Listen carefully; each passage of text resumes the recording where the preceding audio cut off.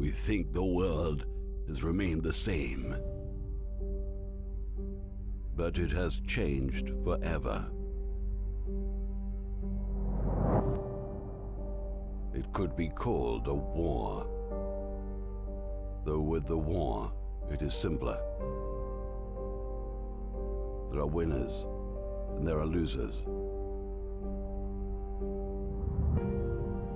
There are neither of them here.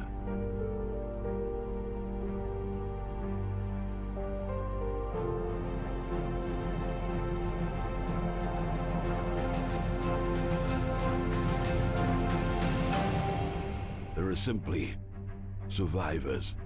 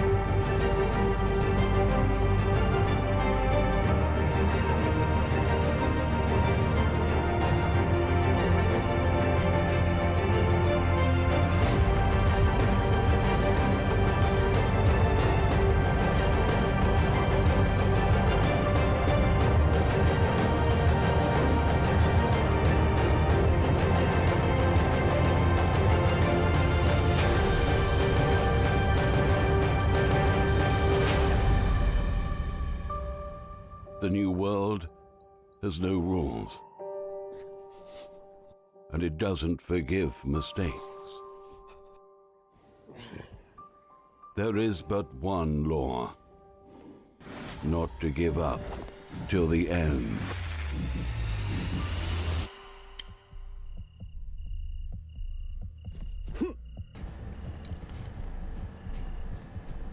Hello guys, and welcome to Next Day Survival.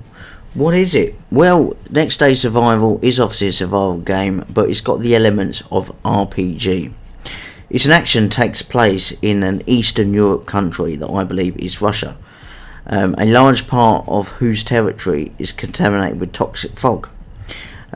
Your player's main task is to survive, obviously, and obviously to develop his game character skills. Basically what happens is that the character himself, over time, you can improve his skill, so he's better at running and so on. It means obviously his stamina is much better as well. So yeah, it's character script, and you can interact with the surrounding world, other players and non-players, characters, so NPCs. In the course of the game, the character earns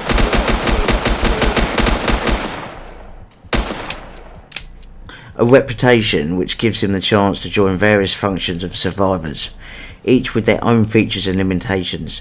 So basically the main features of this game is several additional game modes. There's single, PvE, big and open world, interaction and shootouts with NPCs, system of factions and character reputation.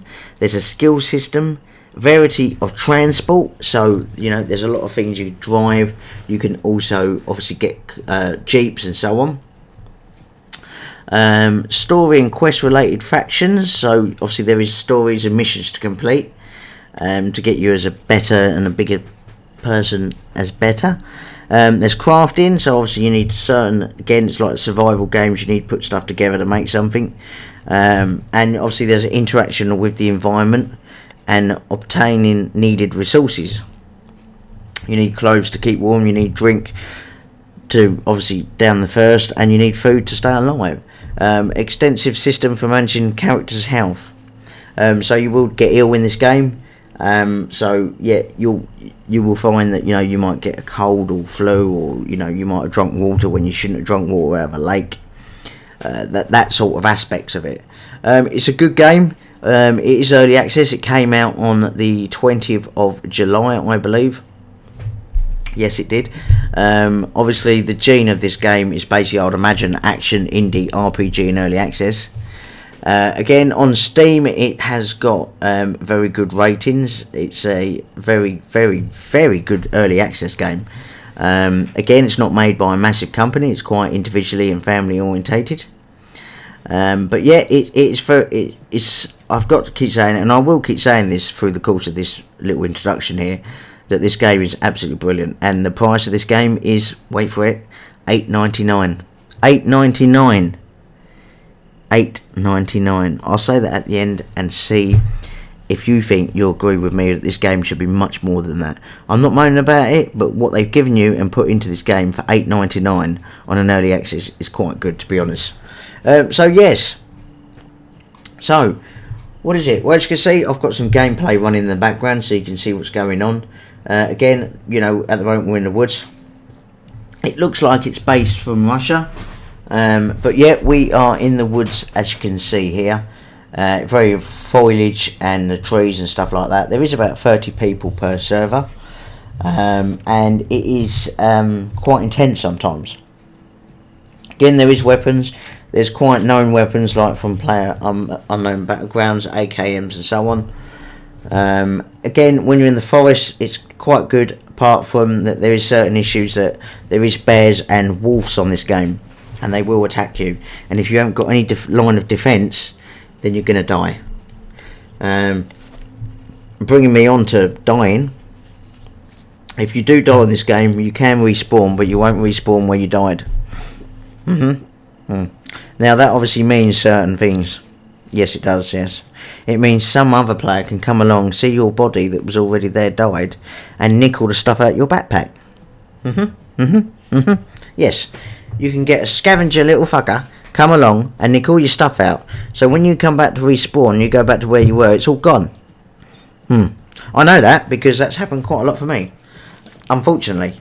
Yeah, so they can actually come along, nick all your stuff. So if you're going to die, and it looks like you're going to die, obviously you can't help it if you get shot, but if through health, and you will die probably first of all because you're trying to work out how the game works and stuff, it's best to go and hide somewhere and then die nicely and quietly somewhere secretly, because then when you respawn you can go back to that and get all your stuff back. That is one of the only other things you can do. As you can see there, you're drinking from a water well. Now let's talk about water in this game. Now, water on the lake, you can drink if you're desperate, but it might be contaminated. I found that a couple of times and died a couple of times because I couldn't find any painkillers or anything to sort it all out.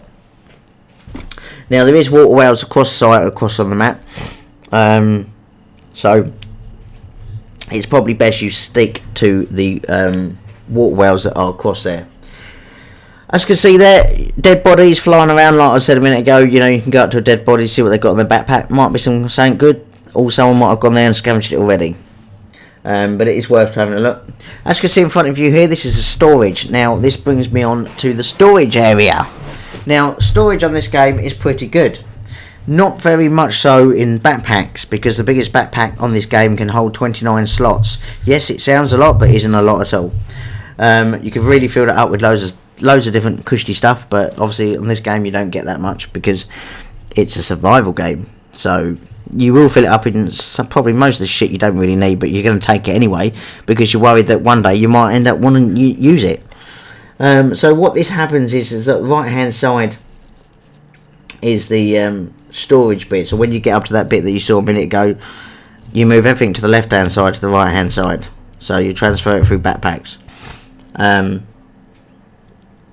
So it also means that obviously you can carry more stuff. You know, the less on the backpack, the better it is for you. Also, there is a weight on it as well. So as you're loading stuff up, it gets heavier. Now the reason behind that is that obviously in real life that would happen. That means obviously it slows your character down. It slows his down, stamina and stuff like that. He can't run as quick. You know, it takes him longer to get somewhere if it's heavy. But also putting other stuff in storage is also quite a good idea, because what happens then is when you respawn, you go back to the storage area and it's all in there still. So you don't have to start again with nothing. You know, all your stuff should be already in there. That is handy. It is if you want to survive in this game. And also, this brings me on to the night and day. Yes, there is a cycle in this game. Night seems a long, long night. It doesn't seem to get light very quick. But when it's light, it doesn't seem light very quick either. That seems to go to dark quite instant. As you can see, it is quite a dark looking sort of game, and it does get dark quite quick. It is quite scary, and you do shit your pants. But as you can see there, you've got a safe zone. There is safe zones. You've got a civilian, you've got looters, and you've got neutrals. You start on neutral, and then you can choose if you want to be a civilian or a looter. I normally go for civilians, and I've also gone for looters. I prefer looters. But yeah, there is two different safe zones within that aspects. There's more than that on the actual map. As you can see on the left hand side, there is a group. There isn't a separate chat, so obviously there is a chat log that's here that everyone can see as well. You don't need to have that on. That can be turned off. But yeah, regardless of the chat thing there, that group thing at the top, you can actually invite players that you'll see in a minute's time later on in the gameplay, that you can invite people in to just log. Now again, that's not so you can have a nice good chat and see what you're going to do tomorrow, or what you're having for tea tonight. Basically what that is so you can see in front of me. Yeah, you got Sir Michael, who's my friend on here. Oh, friend. And he's got a little triangle above his head. The reason he's got a triangle in his above his head is because obviously we're in a group. When you're in the middle of a forest and you can't see where the fuck you're going, you can see the little triangle and you follow the little triangle until you get to a wolf and can't see fuck all. So yeah, that's basically that. As you can see, I've got doing some gameplay. It's getting lighter very slowly. You can see you've got campfires and stuff like that. Again, to make a campfire, you can put that anywhere you like in the world. It's two bushes together, light it up, and off it goes. You can lay down and sit down, jump up and down. You can do whatever you like. The animations of this game is absolutely brilliant. Obviously, for instance, if you're drinking a bottle, you unscrew it, you put it to your mouth, you drink it, you put it back down, screw the bottle to cap back on, and off you go. Yes, that is the way that is, and it is very well done. For an early access, it's very good. As you can see there, sometimes you'll get a man sitting down around the campfire playing with his guitar. Yes, this is natural. This is how it's meant to be. He always seems to be there when it's dark. As you can see there, we're going back to the storage. Obviously, as you'll see the example here. You push F, the right hand side. The left hand side is what's in your backpack. The right hand side is what you need to store. It does hold quite a bit. But again, like I said before, it is very much easy when you come to respawn and you've died. You come back into the game, you can go straight there and get some other bits that you've left there. There is a medic here, and there is also another person with a bandana. The medic's absolutely useless. You'll need him at the beginning of the game so you can actually talk to certain missions. After that, you don't really fucking need him. Again, with the other fella, he gives you some guns and some stuff, and then you're on your way. There's about 6 missions in total to start the game, to get past the little starter thing. Once you start that, you can obviously go and shoot, loot, or anything that you like to do. There is a lot of buildings on this game. There's buildings dotted about all over the place. They all look like they've just come out of World War II. But be careful, because there is certain people around. I got captured when I last played this game by 2 horrible big men with big guns. I never had a gun on me. I had a knife, but I didn't have any guns. And I came across them. They had a vehicle, big old Jeep, military Jeep. and I shit myself. I didn't know what to do, and he was talking to me half English, half Russian, and I basically was on the actual box saying, you know, what do you want, and they both pointed guns at me, and I thought this was the end of my life. And then they asked me to get down on my knees, and I thought, oh my god, this has turned into a different game.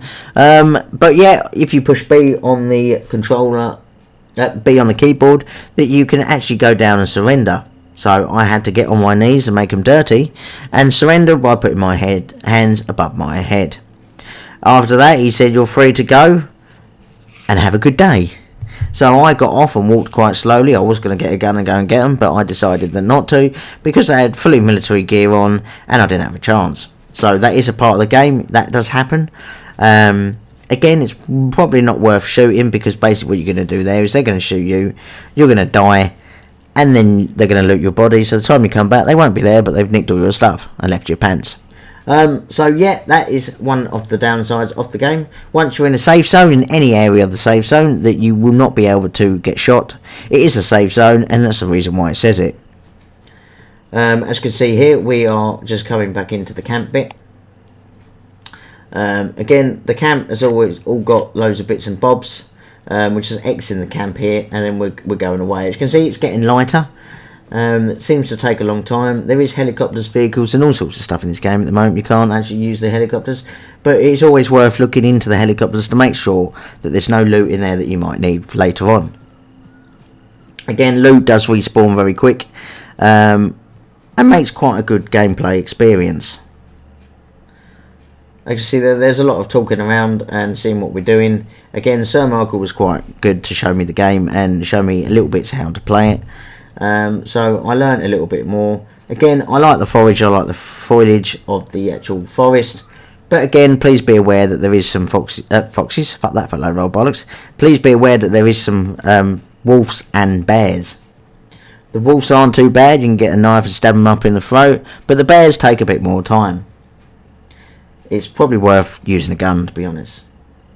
As you can see there, I stopped a bit. This is the bit where I'm going to invite our other friend into the group. Just click his name there, click it off there, and he's into the group. As you see, his name is been inserted to the top left hand side. As you see down the right hand side at the bottom, you've got different logos. This is the meaning to certain things. Obviously anything that comes as an issue or anything like that will become down the bottom there. If you've got any issues regarding the game at the beginning of the game, or bugs or anything like that, there is a little bug in the right hand side that tells you that obviously needs to be you can report bugs.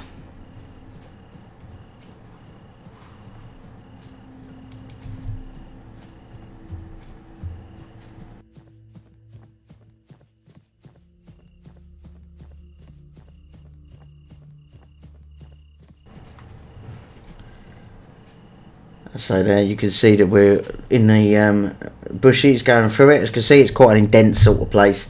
But obviously, as I said, right hand side at the bottom is what basically you need. At the moment, food's not too bad. But obviously it will come quite severe. Again, well, obviously you can't keep running this game. You can't keep running and running. Like in real life, you end up getting knackered. So you have to keep giving yourself some breaks. Again, over time you'll develop your character better skills, so he'll become much better at running and last much longer. Like I say, it's a great game. I like the game. What I'm going to do is for $8.99, please don't forget it is only $8.99. It is early access, and it only came out on the 20th of July. It's definitely worth one of them buys. It's probably worth going to get the game now before they decide to release more stuff and actually up the price. But yeah, as you can see, it's a very good game. I will carry on playing some of the footage for you so you can get a bit more in depth and see what it's like. But from my point of view, it's a good game. It's $8.99. You'd be silly not to get it. Until next time, guys, thanks for joining me, and this has been another video. I shall leave you with the rest of the gameplay footage, and I shall see you soon. Take care.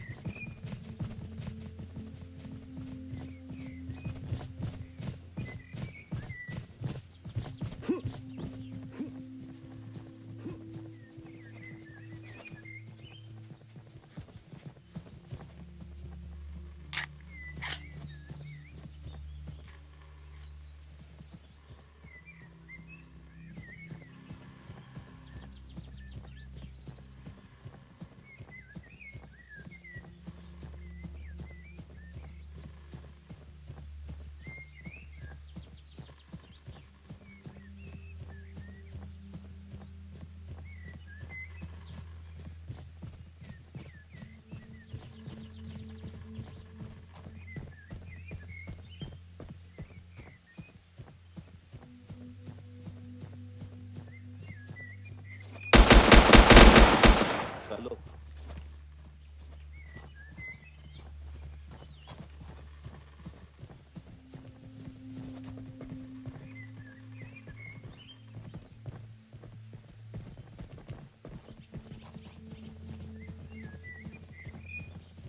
I'm in your team now, bitch.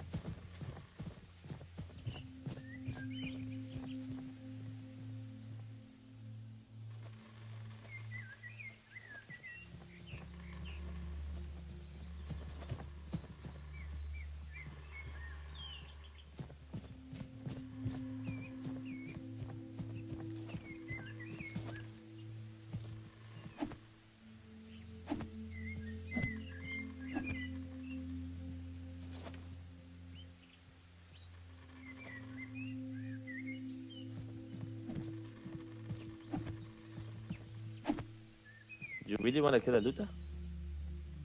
Okay.